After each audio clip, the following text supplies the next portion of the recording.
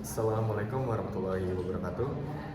Halo semuanya, di sini kami ingin mempresentasikan yaitu tentang modul 16 yaitu Network Security Fundamental, di mana ada saya Habis Rahmat Kurniawan, lalu ada Syarifah Febiani, Reza Amelia Saputri. Saya Alberto Satrio Nugroho.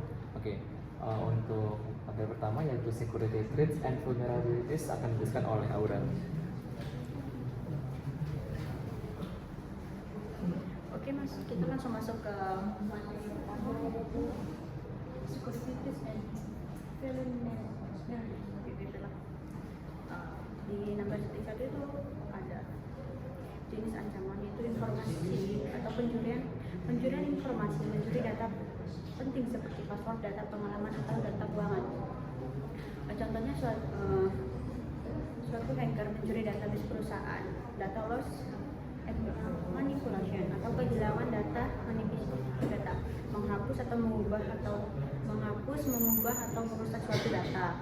Contohnya mengubah nilai data atau menghapus file penting, mencuri identitas suatu data perusahaan, menggunakan identitas orang lain untuk mengakses sistem. Contohnya itu login menggunakan akun pengguna lain, gangguan layanan, membuat layanan jaringan tidak dapat digunakan.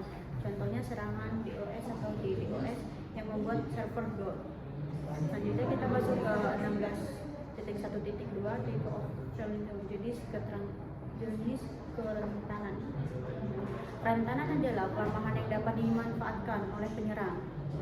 Yang pertama itu teknologi vulnerabilities, yaitu kelemahan pada teknologi. Contohnya sistem operasi belum diperbarui, software memiliki bug, password lemah. Selanjutnya yang kedua itu konfigurasi vulnerabilities, itu kesalahan konfigurasi perangkat. Contohnya suatu password belum diganti, port yang tidak digunakan masih aktif, hak akses terlalu luas. Selanjutnya masuk ketiga itu security policy, itu keamanan pada kebijakan keamanan. Contohnya tidak ada aturan pergantian password, pengguna tidak mendapat pelatihan keamanan, tidak ada prosedur backup data. Selanjutnya masuk ke 16.1.3 itu physical security atau keamanan fisik. Keamanan jaringan tidak hanya dari software tetapi juga melindungi perangkat secara fisik. 4 ancaman fisik yaitu hardware fisik, kerusakan router, switch, server, kabel. Selanjutnya network mental threats, yaitu suhu terlalu panas atau dingin, kelembapan tinggi, banjir atau kebakaran. Sedangkan electrical threats itu listrik padam, tegangan naik turun, lonjakan listrik atau power surge. Maintenance threats itu salah satu pemasangan kabel tidak ada suku cadang, kerusakan kabel listrik statik atau ESD, cara mengamankan secara fisik, mengunci ruang server, membatasi akses hanya untuk petugas, menggunakan CCTV, menggunakan UPS untuk cadangan listrik, memberi label kabel dengan benar, memasang alarm keamanan. Demikian, selanjutnya akan dilanjutkan oleh teman saya.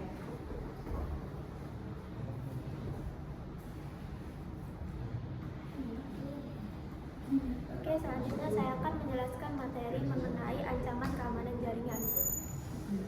Yang pertama yaitu ada types of malware. Malware adalah perangkat lunak rusak yang dirancang untuk mencuri data atau mengganggu jaringan, seperti virus, worm, dan trojan. Virus menyebar dengan cara menyisipkan dirinya ke program lain. Kedua, ada reconnaissance attack.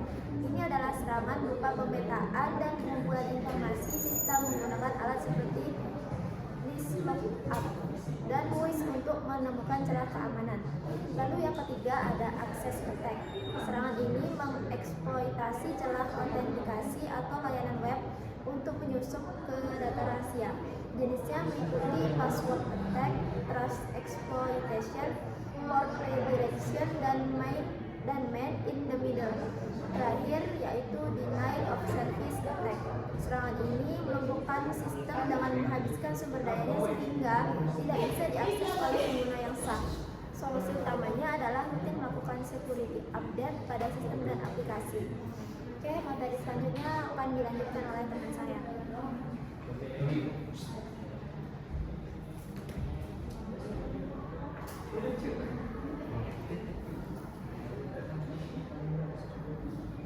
Baik, pada 16.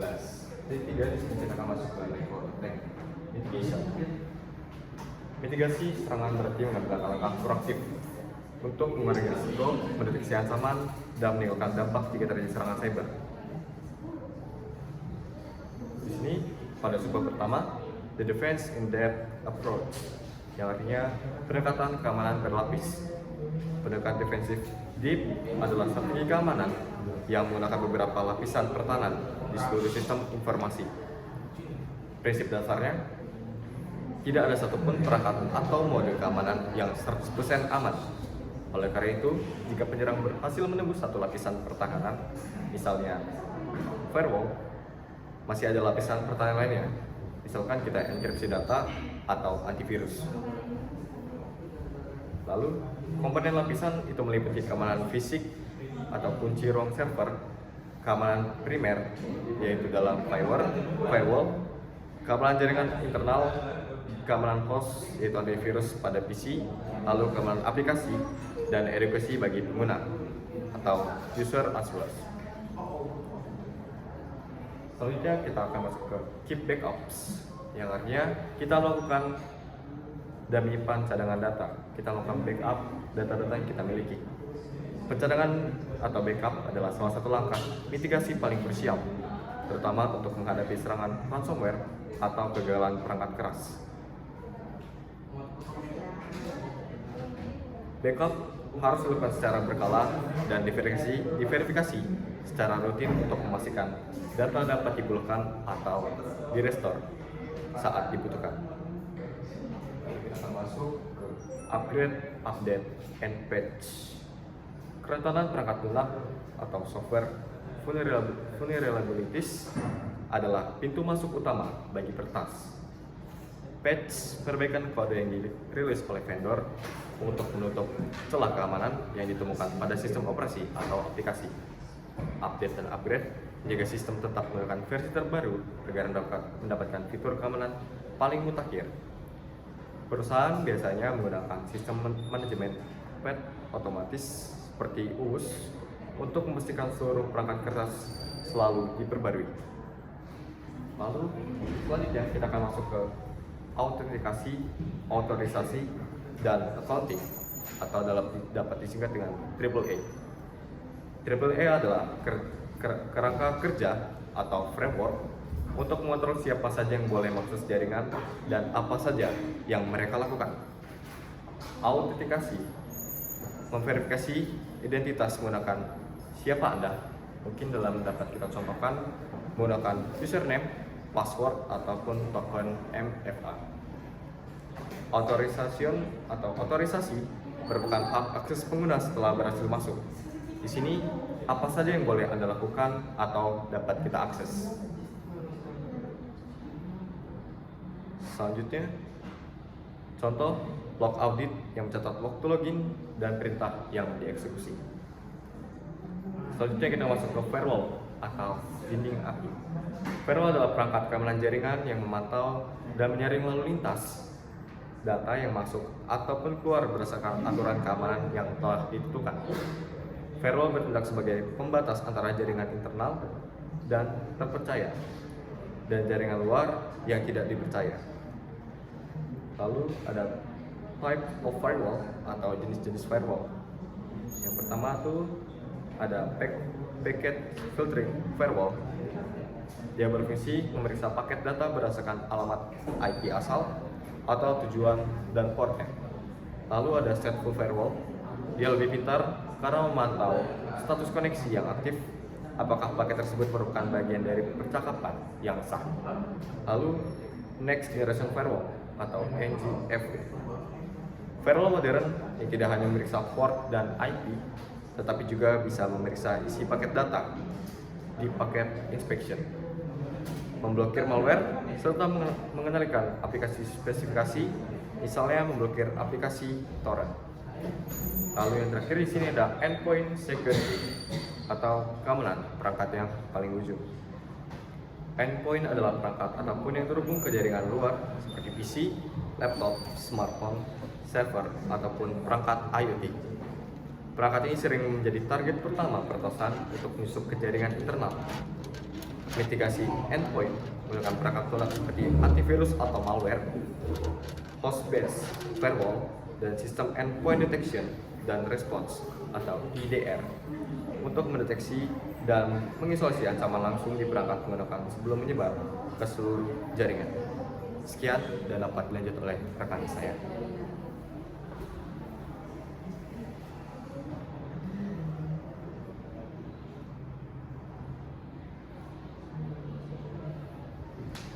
Oke, selanjutnya kita akan membahas tentang device security yang dimana ada beberapa subbab. Yang pertama, di sini mengamankan perangkat jaringan adalah langkah pertama yang krusial. Jika penyerang berhasil mendapatkan akses ke router atau switch atau ke jaringan, mereka dapat mengendalikan seluruh jalur lalu lintas yang kita pakai. Jadi yang pertama namanya Cisco Auto Secure, yang dimana Cisco Auto Secure ini ada sebuah fitur bawaan berupa perintah tunggal, yaitu CLI, yang digunakan untuk mengamankan perangkat Cisco secara instan. Lalu fungsinya sendiri itu ada mengotomatisasikan konfigurasi keamanan dasar, dan cara kerja ini saat kita menjaga perintah auto secure di mode privilege access, perangkat akan menonaktifkan layanan yang tidak aman secara otomatis, mengunifikasi keamanan password, dan memperkuat konfigurasi manajemen perangkat tanpa perlu mengaturnya satu persatu. Lalu yang kedua ada password, yang dimana menerapkan password yang kuat pada setiap lini itu menjadi hal yang wajib. Ada beberapa jenis password dasar yang harus dikonfigurasi. Yang pertama ada console password, yang dimana mengamankan akses fisik ke perangkat menggunakan kabel konsol.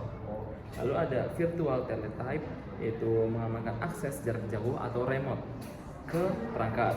Lalu ada enable secret, yang dimana mengamankan akses ke mode private access mode, di mana password ini secara otomatis dienkripsi menggunakan hashing yang kuat.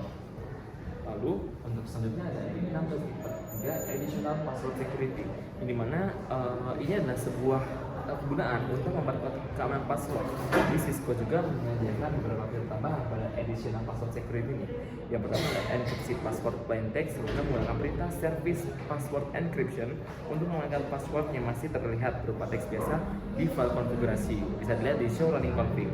Lalu ada panjang minimum password, di mana menggunakan perintah security password min length atau jumlah karakternya untuk memaksa pengguna membuat password yang panjang, misal minimal 8 karakter pada umumnya. Lalu ada mencegah brute force, yang dimana menggunakan fitur login block untuk mengunci akses sementara jika ada yang salah memasukkan password berkali-kali dalam jangka waktu tertentu.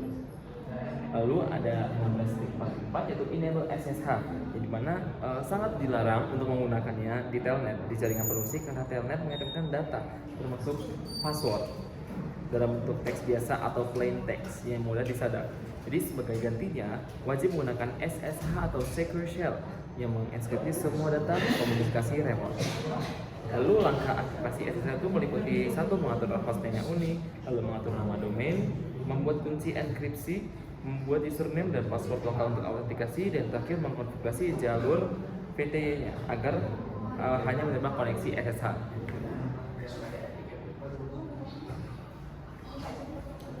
Lalu yang terakhir ada 16.45 disable unused service, yang dimana secara default beberapa router atau switch versi lama mungkin menjalankan tambahan yang tidak diperlukan, yang bisa menjadi celah bagi peretas atau vulnerabilities. Langkah pengamanannya itu mematikan fungsi seperti HTTP server, non-secure, no IP HTTP server, layanan penemuan seperti CDP di port luar jika tidak dibutuhkan, atau layanan small service selama echo chamber. Jadi mungkin untuk 16.4